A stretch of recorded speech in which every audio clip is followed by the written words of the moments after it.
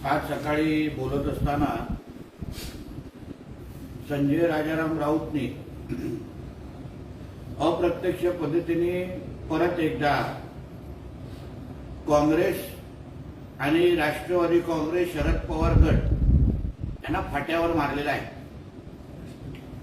राज्यात परत ठाकरे 2 सरकार येणार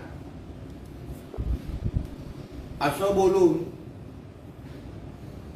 काँग्रेस असो आणि शरद पवार साहेबांचा गट असो या दोन्ही गटाचा अपमान आणि त्यांची लायकी परत एकदा त्यांनी शब्दामध्ये काढलेली आहे।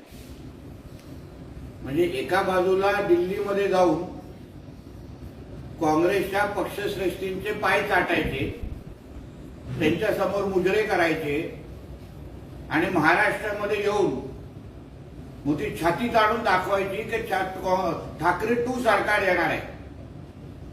ठाकरे 1 सरकारची आठवणी, काळ्या आठवणी अजूनपर्यंत महाराष्ट्राची जनता विसरलेली नाही। म्हणजे चपटा आणि पनवती पायाचा मुख्यमंत्री काय असतो हे 2.5 वर्षाच्या उद्धव ठाकरेच्या सरकारने महाराष्ट्राला अनुभवलेला आहे। म्हणजे 2.5 वर्षाचा मुख्यमंत्रीचा काळ उद्धव ठाकरेचा हा महाराष्ट्राला अधोगतीकडे घेऊन जाणारा होता, संकटात टाकणार होता। वसुलीच्या पलीकडे ज्या सरकारने काही केलेलं नाही त्या सरकारची परत एकदा अगर आठवण ठाकरे 2च्या नावाने अगर करत असतील तर ह्याचं चोख उत्तर महाराष्ट्राची जनता येणाऱ्या विधानसभेच्या निवडणुकीमध्ये निश्चित पद्धतीने देईल।